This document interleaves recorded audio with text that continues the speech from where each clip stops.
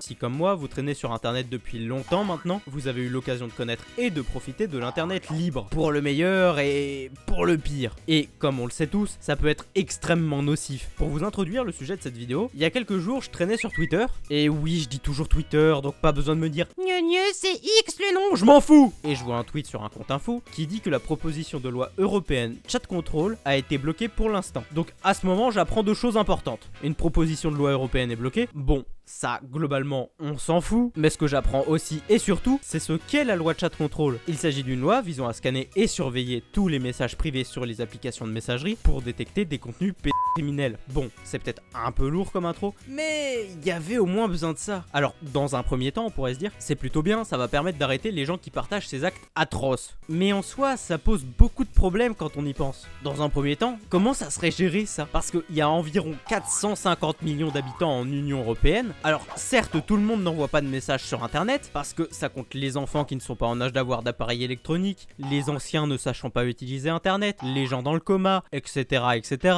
Mais on arrive quand même à environ 25 à 100 milliards de messages privés envoyés par jour en Union Européenne. Alors oui, la fourchette est grande, mais étant donné qu'il s'agit en partie de messages privés, par définition, c'est compliqué de savoir combien de messages ont été envoyés. Donc au vu de la quantité phénoménale de messages envoyés de manière journalière, on se doute que des agents humains seraient débordés et incapables de lire l'ensemble des messages tous les jours. Mais donc comment ils vont faire? Alors, c'est très simple, ils comptent choisir une des pires solutions qui puisse être utilisée, mais une des seules qui pourrait efficacement trier l'ensemble des messages de chaque habitant de l'Union Européenne. Tous vos messages seront lus par une IA. L'ensemble de tous les messages de toute l'Union Européenne seront lus par une intelligence artificielle. C'est extrêmement grave. Une IA, un être dépourvu de raison, c'est bien pour des tâches encore supervisées par des humains. Pour une surveillance de masse, pas du tout. Une IA ne peut pas comprendre si un message est innocent alors qu'on parle de son gosse, malsain si on parle d'un enfant, si une image d'enfant est gore ou normale, style photo de famille, ou même si cette photo devrait être dans cette conversation, ou si le reste de la conversation devrait ou pas amener dans un contexte sain à cette photo. Enfin bref, les enquêteurs de toute l'Union Européenne seraient totalement submergés de faux rapports faits par une IA stupide ne sachant faire une simple différence entre des conversations normales et malsaines. Ça ne ferait que ralentir les enquêtes plutôt que d'accélérer les recherches. Et encore là, je ne parle que de la partie émergée de l'iceberg. Parce que oui,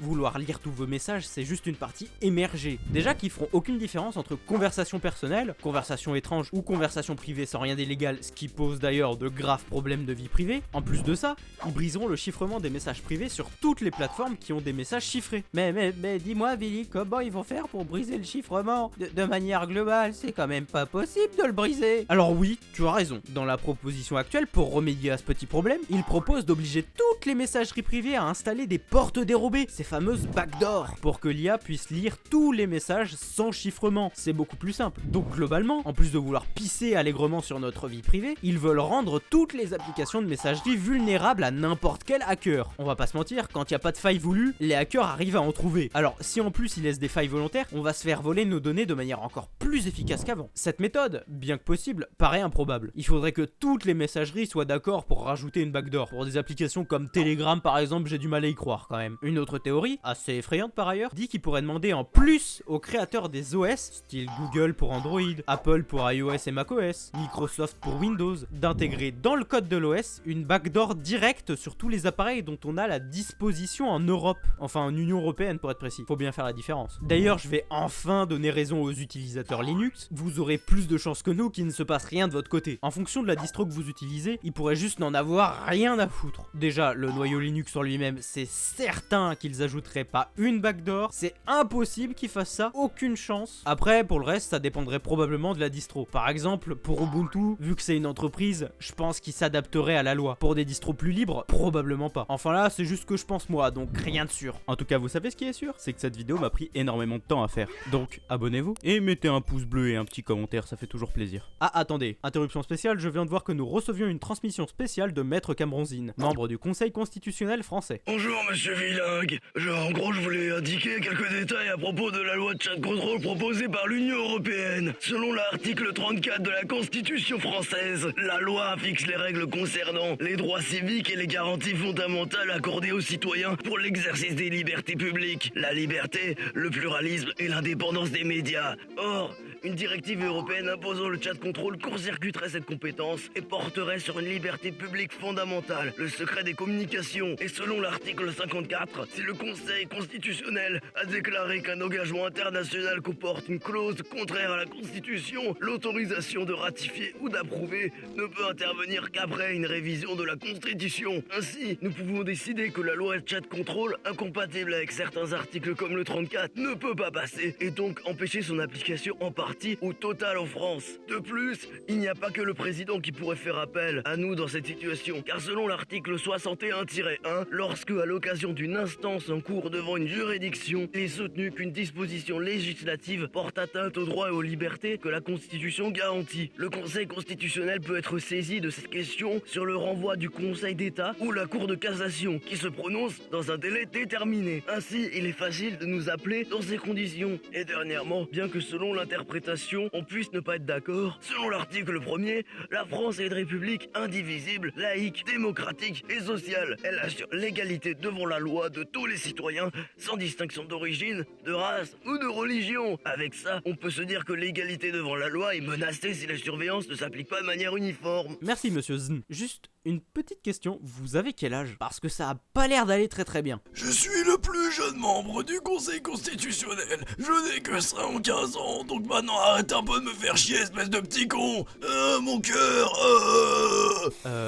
D'accord, merci monsieur Zn. J'aimerais rajouter encore quelque chose sur la table. Bon, certes, c'est déjà bien chargé avec la Constitution, mais quand même, là, c'est un banger. La Déclaration des droits de l'homme et du citoyen. Article 2. Le but de toute association politique est la conservation des droits naturels et imprescriptibles de l'homme. Ces droits sont la liberté, la propriété, la sûreté et la résistance à l'oppression. Le chat contrôle impose une surveillance généralisée, ce qui réduit la liberté d'expression et la liberté de communication. On peut considérer que ça fragilise aussi la sûreté, car chaque citoyen peut être surveillé comme s'il était suspect par défaut. Article 4. La liberté consiste à pouvoir faire tout ce qui ne nuit pas à autrui. Lire/contrôler toutes les communications privées dépasse ce qui est nécessaire pour empêcher de nuire à autrui. Ça met une limite disproportionnée à la liberté d'échanger en privé, alors que la très grande majorité des citoyens ne commet aucun délit. Article 11. La libre communication des pensées et des opinions est un des droits les plus précieux de l'homme. Tout citoyen peut donc parler, écrire, imprimer librement, sauf à répondre de l'abus de cette liberté. Le chat contrôle, en scannant a priori toutes les conversations, revient à soupçonner d'abus tout le monde avant même qu'il y ait un délit. Or, selon cet article, on doit être libre de communiquer tant qu'on n'abuse pas de cette liberté. La répression ne doit intervenir qu'après coup, et uniquement sur preuve, pas en surveillant en amont tout le monde. C'est le principe de présomption d'innocence, qui est évidemment dans le code pénal, dans la Constitution, et aussi dans la Déclaration des droits de l'homme et du citoyen. Mais je vous lirai pas les articles, ça serait un peu long. Et enfin, article 16, toute société dans laquelle la garantie des droits n'est pas assurée, ni la séparation des pouvoirs déterminée, n'a point de constitution. Si un système de surveillance automatique est imposé sans contrôle judiciaire préalable, ce que prévoit le chat contrôle, cela sape la garantie des droits. Ce serait une intrusion technologique qui n'est pas validée par un juge, donc contraire à la séparation des pouvoirs et aux garanties de l'état de droit. Et vous savez ce qui n'a pas de constitution à respecter? Discord.welik.fr. C'est un serveur sympa où on parle d'informatique, où on déconne un peu. Enfin c'est cool, donc je vous y attends. Avec tout ça, on voit que cette proposition de loi est d'une bêtise affligeante, parce qu'elle brise le chiffrement et expose des données sensibles, comme les données financières, médicales ou même les photos de table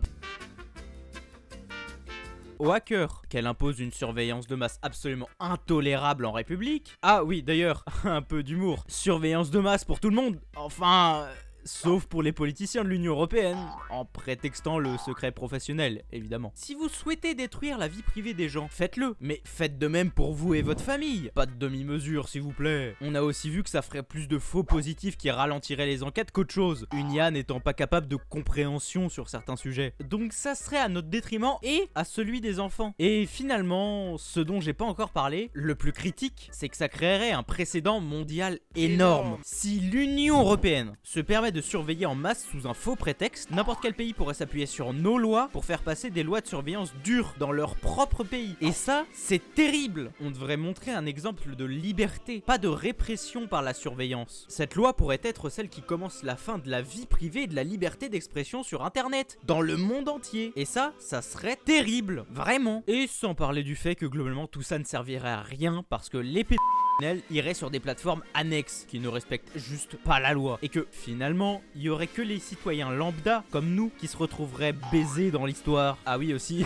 c'est un peu con mais Chat Control réussit aussi à bafouer des articles de la charte de l'Union Européenne, l'article 7 et 8 pour être précis. Article 7, respect de la vie privée et familiale. Toute personne a droit au respect de sa vie privée et familiale, de son domicile et de ses communications. Article 8, protection des données à caractère personnel. Toute personne a droit à la protection des données à caractère personnel la concernant. Ces données doivent être transmises loyalement, à des fins déterminées et sur la base du consentement de la personne concernée ou en vertu d'un autre fondement légitime prévu par la loi. Toute personne a le droit d'accéder aux données collectées la concernant et d'en obtenir la rectification. Le respect de ces règles est soumis au contrôle des autorités indépendantes. Donc on voit très clairement que l'article 7 et l'article 8, on en a rien à faire, hein, globalement. Respect de ses communications, quand toutes tes communications personnelles sont analysées, il n'y a aucun respect des communications. Et aussi la protection des données, il n'y a aucune protection des données si jamais on retire le chiffrement, c'est débile. Bon, sinon pour cette vidéo, je me suis beaucoup renseigné avec le site Fight Chat Control. Je vous conseille d'aller le regarder. Dessus, nous pouvons par exemple voir les pays opposés, favorables et indécis à cette loi. Par exemple, dans l'opposition, on peut voir la Finlande, les Pays-Bas et autres. Tous des giga chats si on veut mon avis. Et dans les pays favorables, regardez qui on a. Oh, la France, qui est très d'accord avec la loi parce qu'elle veut le plus de vérification possible. Oh putain. Et que la France qui, comme je l'ai fait remarquer, a tout dans ses lois qui devrait nous pousser à la décision inverse, qui veut l'intégrer le plus fort possible. C'est vraiment n'importe quoi. Et dans les indécis, on a l'Allemagne, qui sera vraiment le pays majeur pour le passage ou non de Chat Control. C'est-à-dire que la loi a déjà été repoussée grâce à eux. Ils ont été opposés à la loi car ils souhaitaient pas supprimer le chiffrement des données. Il y a donc, grâce à eux pour le moment, une réécriture d'une partie de la loi. C'est pas parfait évidemment, ils auraient dû s'opposer complètement à la loi, mais on peut pas tout avoir. En tout cas, je vous conseille d'aller regarder le site, c'est très intéressant. Alors, je me rends compte que j'ai fait une vidéo beaucoup plus engagée qu'à l'accoutumée. Mais là, au vu des circonstances, je me sentais un peu obligé. Bon, merci d'avoir regardé cette vidéo jusqu'à la fin. C'était un peu lourd, mais fallait la faire. Merci aux membres de la chaîne, vos noms s'affichent tout de suite à l'écran.